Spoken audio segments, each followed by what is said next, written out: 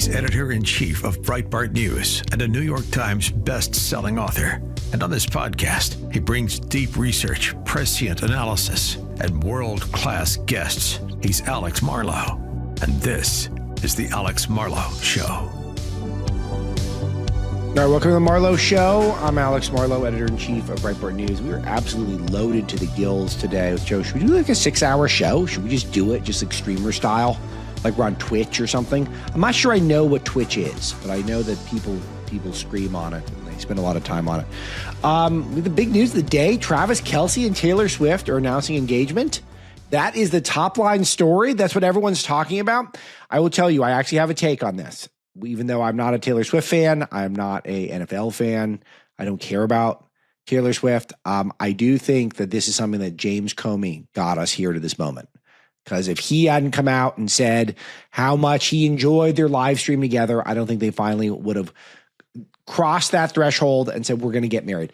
I will say, though, hand up on this one. I got to correct myself when I get stuff wrong. I do not get a lot wrong. I will say that. I've built a lot of credibility, I think, with you, the audience.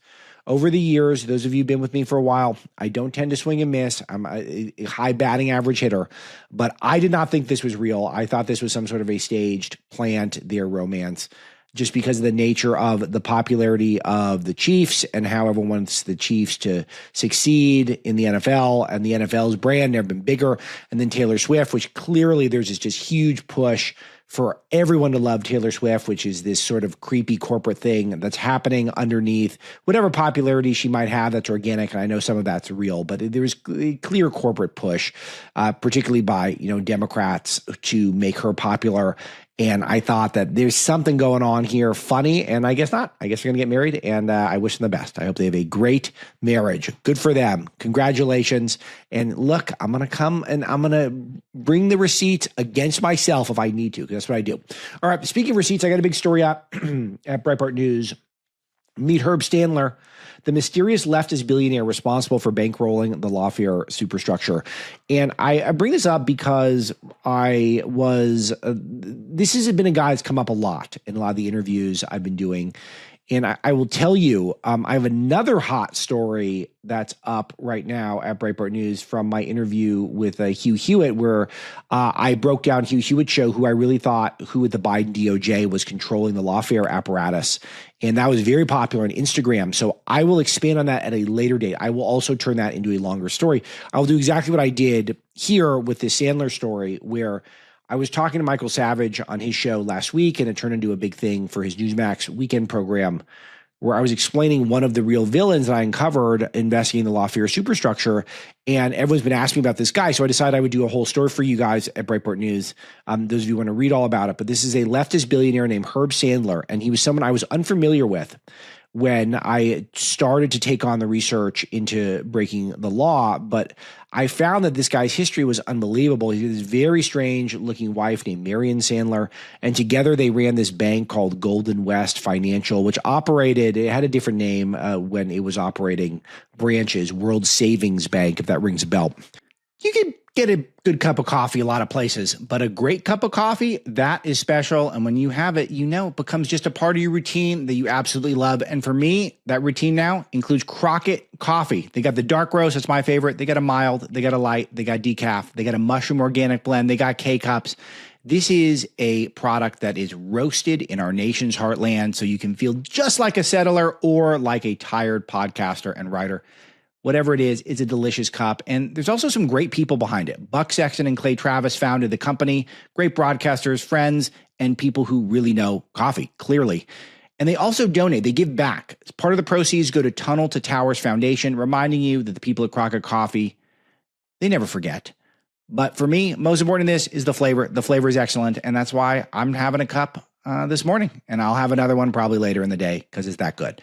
CrockettCoffee.com. You put the code Alex in at checkout, 20% off. CrockettCoffee.com. Code Alex at checkout for 20% off. You won't regret it. Give it a shot.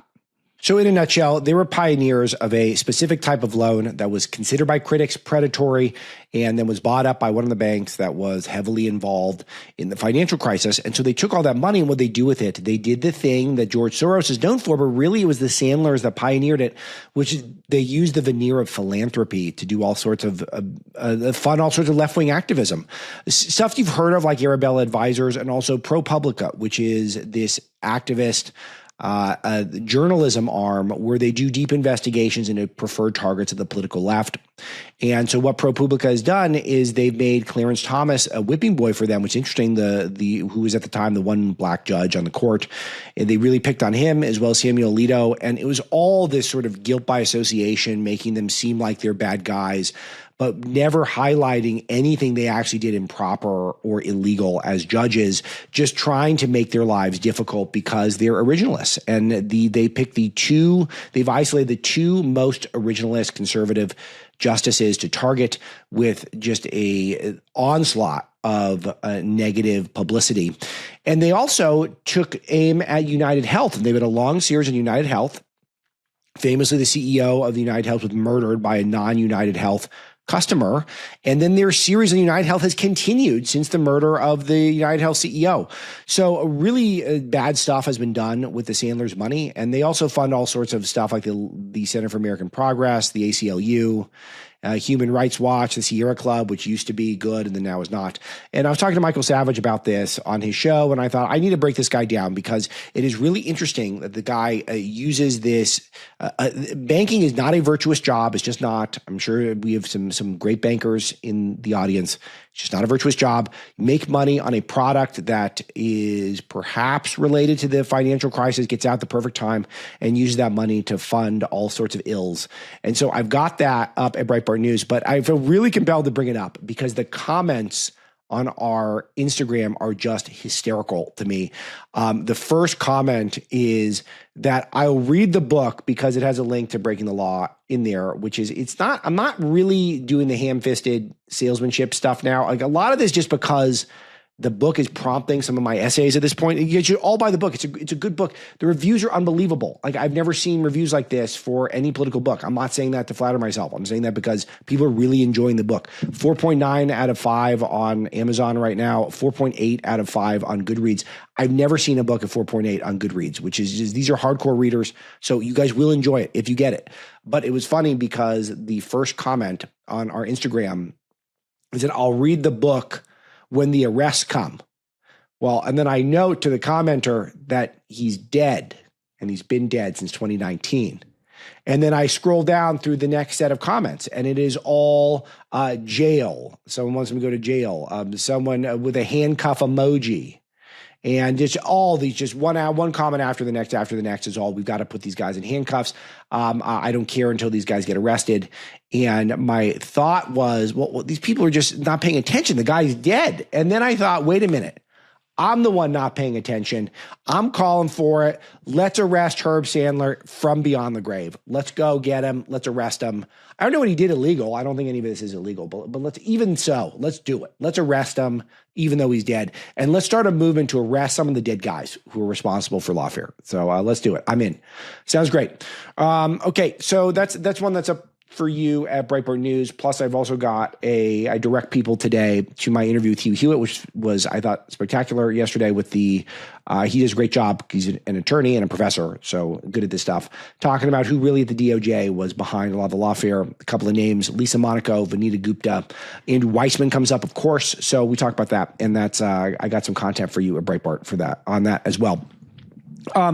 Big thing cooking today is Trump is holding a cabinet meeting. And when he holds a cabinet meeting, pretty much everything under the sun comes up. And so there's a variety of different types of topics that they're going to take on, because that's where the whole cabinet assembles and hangs out together for a little bit. So let's see. So we've got some coverage of that. I think there's a really important one here talking about jobs. Here we go.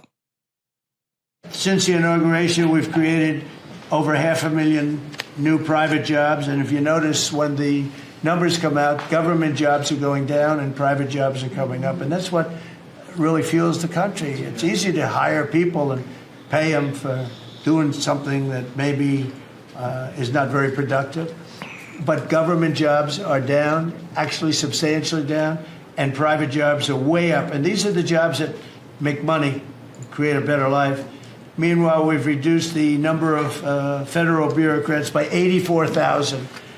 Yeah, so this is great. It's a great stat, and it's nice when you can put the numbers on it and not just the vibes. But I had actually pulled this stat, and I deleted it sometime. But the point is, he's about right.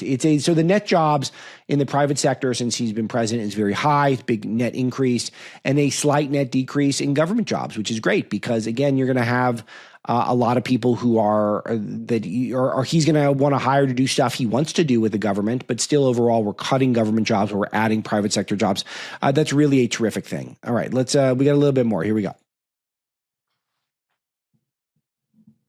We're putting America first, and we're going to be putting the America worker first. And, you know, the Republican Party has picked up 4 million new people, 4 million. The Democrats have lost 2.5 million. Other than that, they're extremely happy. No, they're very depressed. They're very depressed. And he's got that comedic sensibility. Always makes these things so fun. But this is a big theme. And this is going to connect. I'm going to let him cook for a while, but this is going to connect to a couple other big themes we've been talking about on the show, which is the redistricting efforts and just the messaging the Democrats are putting out on issues like crime. But this is very crucial. Let's do some more. And their new box that they've fallen into is crime. There was a consultant on one of the shows this morning I was watching. I thought he was very good. He's a Democrat consultant.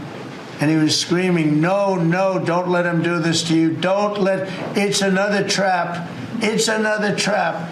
What he's talking about, like men playing in women's sports.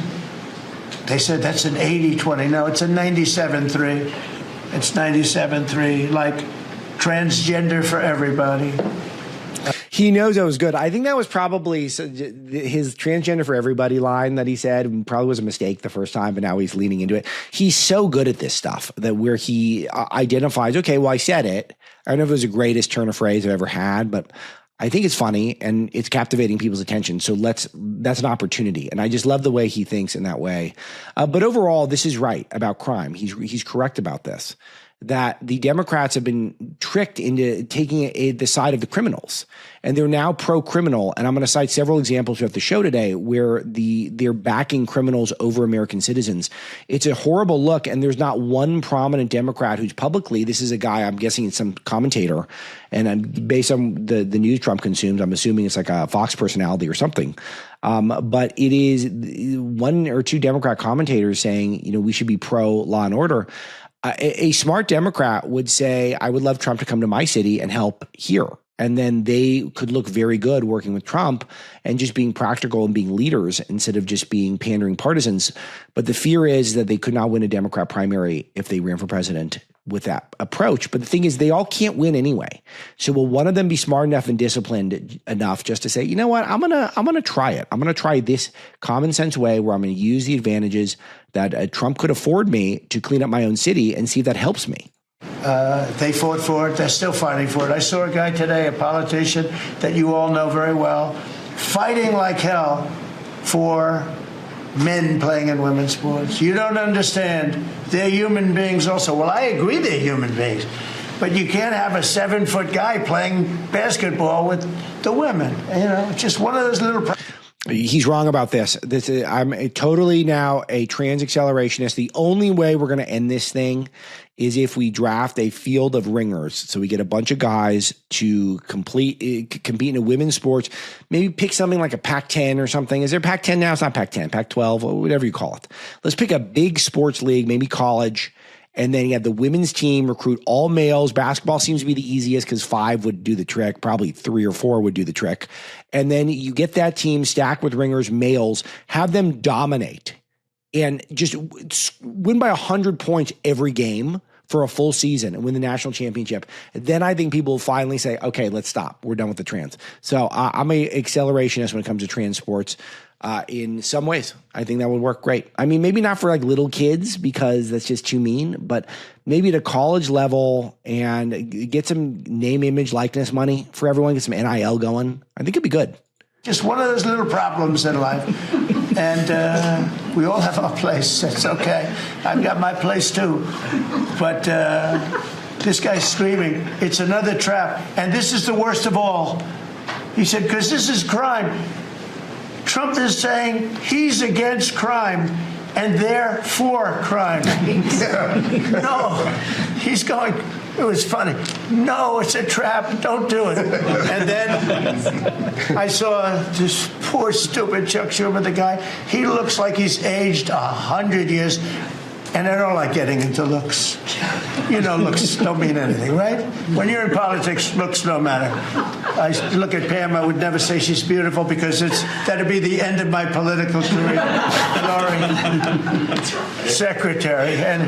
But I will tell you, this is the best of all. And they're going to fight me. Like this slob of a governor you have in Illinois. This poor guy got thrown out of his business by his family. I know the family. I was partners with the family. Nice family. I like the family, but he was no good. They threw. He said about Pritzker. I got Pritzker commentary coming up here, so this is a good prompt. But the Pritzker family, which had the Hyatt hotel chains. Remember, J.B. Pritzker is he's Nepo baby Huey. That's what he is, because he's a baby Huey. He looks like baby Huey. But he's a Nepo baby because he inherits all his wealth and power from his wealthy family. So important to note that. And Trump was a hotelier as well. So I imagine that they've had some interactions. And Trump was saying it was positive previously. They threw him out. He's governor of Illinois. And he goes about Trump, we don't need his help. Chicago is the worst. These places are really bad. Crime in D.C. was the worst it ever was. You know, they make up stories. Crime in D.C. was the worst ever in history. And now, over the last 13 days, we've worked so hard. And we've taken so many, there are many left, but we've taken so many criminals, over 1,000. All right, it was good stuff. All right, I got Pritzker, because recall yesterday I was explaining how Pritzker, the fattest man in American politics, apparently doesn't want to get the fat shot. Got to get the fat shot. Get that fat shot. He can get it if he wants to be president. And he was talking about President Trump, who's been insulting him a lot lately because he does not want Trump to help clean up crime in Chicago, which would be nice. I would like crime cleaned up in Chicago. So that'd be very cool. We've been reporting each and every week at Breitbart News. We do a roundup of Chicago crime. We've been doing it for many years. They perform very well on social. Everyone knows it's dangerous there. Let's play how the governor reacts to President Trump. Well, you know, from my perspective, it takes one to know one on the weight question. And the president, of course, himself is not in good shape. So Trump is significantly older, I think, and Trump also is literally the president and also is lighter than J.B. Pritzker, and it does not take one to know one. So that's not a smart comment. So you see how Trump effortlessly holds court at the cabinet meeting? I got to watch Trump in person last time I was at the White House have a meeting of energy CEOs. He does the same thing. He holds court with the most powerful, smart people in the world. And he can just make everyone laugh, and he brings everyone in on the inside jokes, and he does the raconteurism where he's doing the storytelling. And Pritzker's like, oh, it takes one to know one if you're a fat ass. Like, what is that about? It's not a good line. All right, here we go. Let's see. Does he have more? Good shape. So he ought to respond to that from me. I would say also that his personal attacks on me are just evidence of a guy who's still living in fifth grade. He's the kind of bully that throws invectives at people, and because he knows that what he's saying is actually commentary on himself. It's just not. He has zero charisma factor of zero. But I just note the word bully, because this is what they're doing a lot. They're saying bully a lot. This is a buzzword. And I just want to give you guys some bad news if you're on the left and some good news if you're on the right. That is not illegal. It is not a crime to be a bully. They're doing the same thing with this woman who had this woman on the Fed governor who refused to quit. What's her name? Lisa Cook. So who Trump's going to fire. And Lisa Cook, she had two separate loans, one for a couple $100,000, one for over $500,000 in two separate states, Michigan and Georgia, for properties. And then she claimed both properties were her principal residence in order to get benefits on the loans. So then she rented them out, and she apparently omitted the income in her disclosures that she was getting from the rentals. So she got the lower rates through the false statements. And then she got the money from the rent and then apparently did not disclose that as well. I mean, that sounds like a crime. That doesn't just sound like someone who's not maybe high enough moral character to be in the Federal Reserve Board of Governors. So she said she wants to stay and Trump's going to fire her. And so this will get appealed. I don't know if Trump actually has the ability to fire her, but he doesn't care because he knows it's a good look to go after clear fraudsters. And this woman appears to be a clear fraudster. This is what they do. This is one of Trump's traps. And so you're going to get a lot of people out there saying Trump is a bully today on cable news. And this is unprecedented. We've never seen anything like this before. When, of course, we've seen stuff like this all the time. Wrote a whole book about it called Breaking the Law, out now, bestseller. But it's one of these things where Trump and his supporters were targeted for their politics. Trump is not targeting people just for their politics. He's targeting people who actually there is clear evidence that they're at least worthy of investigation. He hasn't had one dubious one. Kilmar Abrego Garcia, for example, is one of the latest, which is he's back in the news, by the way. And this is another one where we're having a lot of fun with this. This judge, Paula Zinnes, who is featured prominently in Breaking the Law, appointed both to the U.S. District Court for District of Maryland, one of the worst courts, over and over again, example after example in Breaking the Law of bad stuff that's coming out of that court. That she said that the U.S. government, DHS, absolutely forbidden from deporting illegal alien Kilmar Abrego Garcia Santaprego, an accused MS-13 gang member, human smuggler, and a domestic abuser. So we can't deport him. We want to deport him to Uganda. This is, again, another one of these traps that Trump has set, where he has got the left in a position where you have these district judges, Paula Zinnes, who is trying to be one of these presidents, one of the 700 presidents we have of the United States. She wants to veto deporting a guy who isn't just an MS-13 gang member and clear human smuggler and accused domestic abuser. There's something even worse he stands accused of. Kristi Noem highlighted this on cable news. Let me play this for you. I don't understand it either, Sean. And in fact, let's not forget that Abrego Garcia also solicited minors, children, for naked pictures, for pornography. I mean, he's a sick individual that's known to be a terrorist. This is the champion. The Democrats are the champion of Santaprego. Like, of all the bad people, this is the guy. The more we learn about him, we thought, oh, he's just a Maryland man. No, actually, clearly human smuggler. And then you learn more and think, wait a minute, the child sex stuff? The Democrats are going to go with this guy? This is why Trump is laughing at the cabinet meetings and he's making it insult comedy. Because the J.B. Pritzker saying that, hey, it takes one to know one, and also Trump's in the 5th grade, he's a bully. Like, that's not going to compete with this. He's tricking you guys every step of the way to embrace the worst individuals on the planet. Let's see what the secretary, let's see her go on a little bit more. To be a terrorist and a human trafficker, and these Democrats and liberals stand beside him. They sing for him. They chant for him to be released so that he can perpetuate more crimes on our communities. It's just overwhelmingly these woke activists will be rejected, and they will not be elected or supported by the American. That's good stuff, and that's where we're at. For obvious reasons, it feels like a good. Trump continues to just drag them and bait them. There's another one. There's another illegal alien that has now been championed. Family, friends, and music community shocked and worried about a beloved Utah violinist who was detained by ICE. Well, Bill Malugin reports that the DHS told him the violinist detained by ICE is an illegal alien who's a visa overstay for more than 25 years, has a prior DUI in 2020, and he entered the U.S. on a B-2 visa in 1998 with terms to leave in 1999. He's been here illegally for 26 years in DUI. So I'm just saying, I mean, this guy is a saint compared to Abrego Garcia, as far as we know. But the Democrats can't stop defending these people. So they don't want to enforce the law when it comes to crime. They don't want to get the fat shot. And they want to defend illegal alien criminals. News Nation pulled a really interesting clip of a gentleman from Chicago talking about the prospect of Trump coming in and helping out. Check this out. Our children can't walk around the community without fear of being hurt or kidnapped or having a drive-by. So what these numbers that they're expressing, we don't feel it in our quality of life. So he's excited about it. He wants the troops in there, and he's got a great hat. Well, I'm playing again just to hear that, just see that hat. It's a Our great children hat. can't walk around the community without fear of being hurt or kidnapped or having a drive-by. So what these numbers that they're expressing, we don't feel it in our quality of life. You know, he's a young guy, got a great hat, looks like some sort of a panther on it, like truck driver hat, looks pretty trendy and stylish. And he's saying he doesn't feel comfortable at night in Chicago, and if Trump can help, that would be great.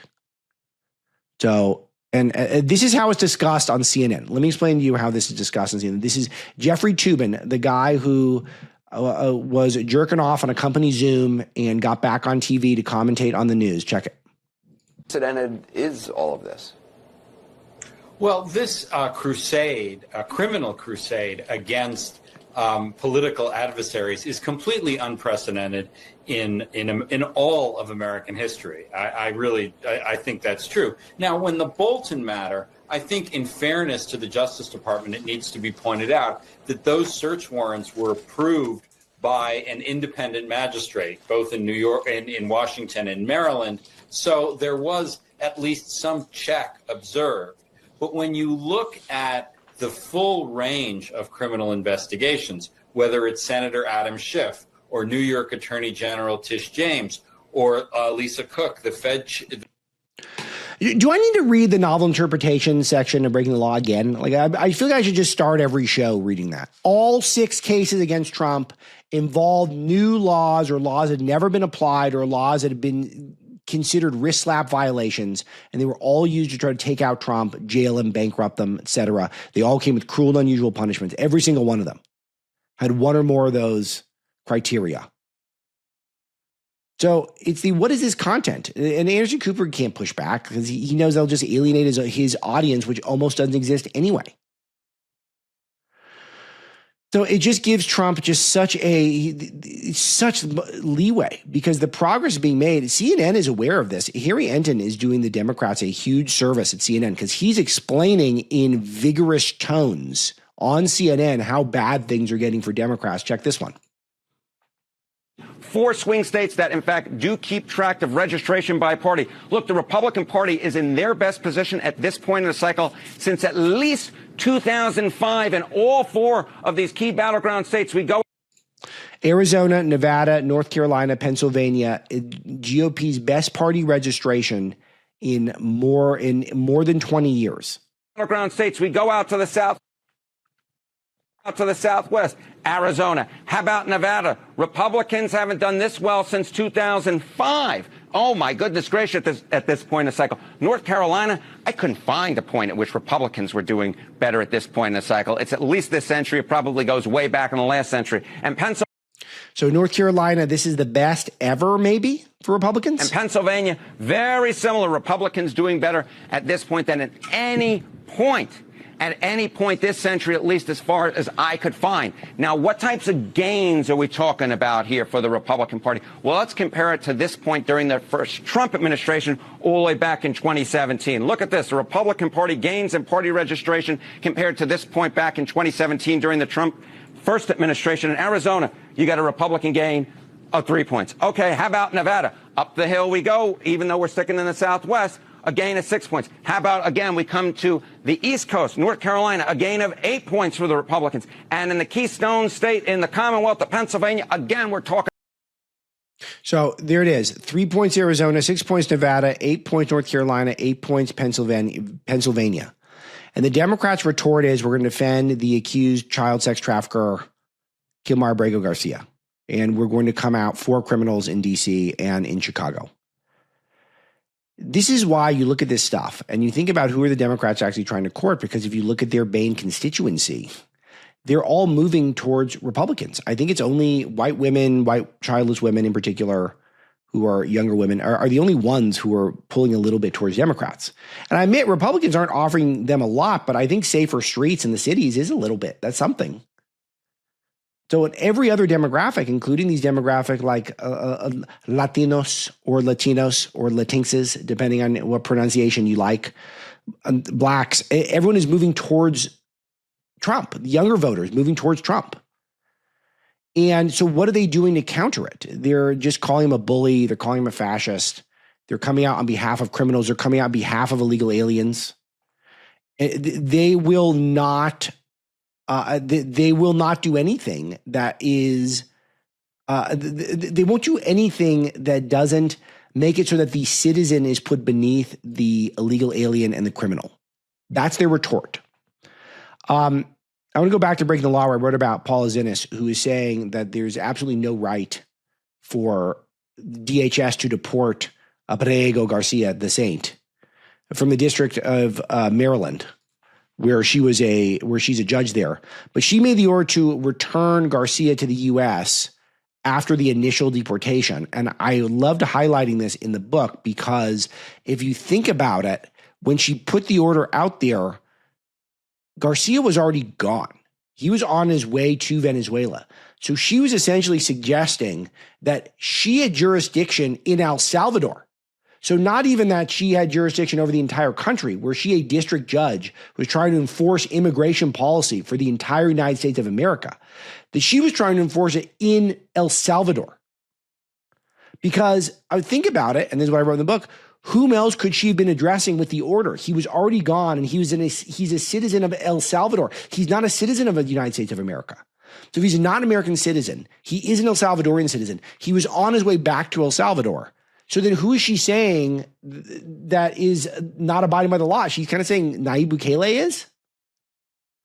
So she thinks her opinion not only outweighs the president of the United States, but the president of El Salvador as well. So that's the level of arrogance in the left-wing lawfare legal circles. And this is the woman who's saying the DHS can't deport him to Uganda. But here's the point. It's already a win-win for Trump. If Abrego Garcia stays, it shows you the Democrats are willing to protect any sort of criminal, every illegal alien, and that is great for long-term branding. That helps us long-term in the party. Now, I would love it if we had justice, if Saint Abrego got to move on with his life. We all could move on with our lives and start focusing on more important stuff. But by the nature, the Democrats are so hung up on this stuff. They're so hung up on it. It just reveals what their priorities are. They're illegal aliens and they're criminals. They're not American citizens. All right, let me tell you about some of my favorite people, the American Beverage Association. And when you think for a minute about the drinks you grew up with and you still love today, the ones you got to have at a barbecue in the break room, we're talking Coke, Dr. Pepper, Pepsi. For me, you know what it is. It's Diet Coke. It's Diet Dr. Pepper. Those are my go-tos. I'll be having a Diet Coke right after I'm done with this show, and I cannot wait and wet my whistle. These are iconic brands. Are part of the American story, and they have been for over 100 years. With everyone talking about American jobs lately, the companies behind these beverages have been walking the walk the whole time. America's beverage companies are making American products by American workers in American hometowns. They employ over 275,000 men and women in all 50 states. They're people who show up every day, do the work, and deliver for our economy and our communities. You can see for yourself everything they're doing at wedeliverforamerica.org. Okay, good sponsors there. All right, other stuff that I will throw out there that I think is worthy of your attention. This one is not as positive. I will say. So here is Trump. I'll just play the clip and then I'll try to make sense of this for you. This is Trump talking about Chinese students coming in to America. Good with China. I hear so many stories about we're not going to allow their students, or we're going to allow their students to come in. We're going to allow, it's very important, 600,000 students. It's very important. So Trump said we're going to allow 600,000 Chinese students, which is disappointing to me. I was just talking last week about how I'm very excited about with the visa crackdown that some of the spots in America's universities will actually go to Americans. Because I'll tell you, I live in an area of the world where the parents of the high schoolers are still incredibly stressed out about college. Now, we all know, if you're listening to this type of show, that college is sort of a scam at this point, that even the people in the STEM fields are learning stuff that are not applicable to the job market necessarily, and you're almost better off getting apprenticeships, getting internships, and the cost of college has gone up as the value of a degree has gone down. The university is still very woke, and the thought that America's university should prioritize Americans, I thought that was coming back, and then Trump's like, yeah, we're going to bring in 600,000 Chinese. It feels like an off-the-cuff thing. This does not feel like official policy to me. And I'm optimistic that Trump is either working something out in his head or he's testing the waters or he's not even thinking at all at what he's saying this stuff. But this is not my type of deal. But then Howard Lutnick went on Laura Ingraham's show and he kind of said this is real. Check this out. An issue, Mr. Secretary, for I think the base of the Republican Party, certainly for the Ingraham angle for many, many years, conservatives, is this idea of foreign students coming to the United States and taking spots that would normally be, obviously open to American students. The president addressed this issue as part of the Chinese trade deal, okay, which so might be in the fantastic question offing. because she also, it's not overly tough because she's saying, could it be a part of a deal that maybe is a net benefit overall for versus the status quo now? But, this should be spots for Americans. I mean, we got 10, 11, 12% acceptance rate in some of the top American schools. And they're very expensive. And the fact that everyone wants in allows them to jack up the prices even more. And we know the government, which means the taxpayers, subsidizing all that. It's a completely broken system. And why would we want to add a bunch of foreigners to it that are not? It doesn't sound like a great idea. In the offing, watch. We're going to get along good with China. I hear so many stories about we're not going to allow their students, or we're going to allow their students to come in. We're going to allow, it's very important, 600,000 students. It's very important. Mr. Secretary, with all due respect, how is allowing 600,000 students from the communist country of China putting America first? Well, the president's point of view is that what would happen if you didn't have those 600,000 students is that you'd empty them from the top. All the students would go up to better schools, and the bottom 15% of universities and colleges would go out of business in America. So his view is he's taking a rational economic view, which is classic Donald Trump, looking at higher education and saying, but why he's an interesting guy because I don't know him at all. I've never interviewed him. I've been in the room with him once, and I thought he was good in the room. It was at the same energy secretary meeting that I was just talking about. And but I'll tell you, that is, let me just talk to the secretary directly. We don't care. We don't care if the bottom 15% of universities go out of business. It doesn't matter to us. They're overrated anyway. They're a waste of time for most students anyway. College is a farce for most people. I say this as an educated person who comes from a family of highly educated people. For most people, the juice is not worth the squeeze. You're better off working. So I employ a lot of young people, and I some of them went to Harvard. Some of them went to Harvard twice. Some of them went to nothing, because that's okay if you want to be a journalist, which is a kind of a prestigious job for a lot of people. So universities are not just a font of leftism, a petri dish of leftism. They ruin our cities because the university sets up as an economic engine for the cities. It draws leftists in, leftist voters, type of people who vote for Soros-funded prosecutors. And so I don't mind if a few of them go out of business. It'd be great. Sounds terrific. So it's obviously not a MAGA message there. And I don't get it. I don't understand it. It's just bad messaging, bad stuff, bad. And so hopefully it's not real, but I would say this officially. I predict this does not become the policy. So that's my prediction. So I'm not going to be an alarmist here. I think it's not going to become the policy, but it's not a good policy if it's going to be one. So good. And I want to point that out. Something positive that's happening. On the flip side, Nigel Farage, he is rolled out a immigration plan, and we've got a deep coverage as a Breitbart News. And he is riding high in the polls now. He's actually polling as like the most likely guy to be the next prime minister, which I don't know if the math adds up on that, the way that would work, because way more likely you're going to see someone from one of the major parties. But I love to see it. Love Nigel. We go back with him a very long way over a decade. But he is gone out with trying to shift the Overton window with a big crackdown on immigration that he's proposing, get a big launch, and is being branded as a huge reimagination of deportation system. And he's trying to, I think, court a solidly right-wing voter base to try to see what he could do. There's no guaranteed prime minister election or a general election where you would get to the prime ministership, I think, for like 4 or 5 years in the UK. So who knows what's going to happen, because they could always call a snap election. They do that from time to time. but he is trying to have a real beefed up immigration thing. And I think he's going to move the conversation in the UK, which is great because I would love to see the UK be great again as well. And so maybe Nigel can help in that regard as well. So more detail for you at Breitbart. A couple other items to highlight. Pentagon weighing an equity stake in contractors like Lockheed Martin. Seems the same to me as Intel. We're giving them so much money anyway. Why don't we get some of the return if we're doing that? Because Lockheed couldn't exist without government money. So why shouldn't we, the taxpayers, benefit from it? As we talked about with Carney on this very show yesterday, that this could potentially be a genius way of just being realistic about all these public-private partnerships where all these giant corporations are essentially part of the socialist government. And we've just been living in this denial where we have this thing where you can be a defense contractor and not be subject to the sort of public scrutiny that a government entity or government agency would, even though you're essentially just doing government work and you're dependent on the government. And the taxpayers no benefit if you succeed. So I feel like this is pretty good and is a decent development. It could backfire, of course, but I'm very open-minded to it, not optimistic at the start. Last one I'll bring up, big debate at Vanity Fair, staff erupting over fury over proposed Melania Trump cover. So I would love to see it. They got a new editor there, young guy, seems to be trying to rethink some stuff. So hopefully that happens, though. The Vogue is the real deal for her. She should be on the cover of Vogue. We'll see if that happens. I'm not holding my breath. But I will say the idea of Melania on more magazine covers is just smart business and good for America if it happens. So I hope to see it.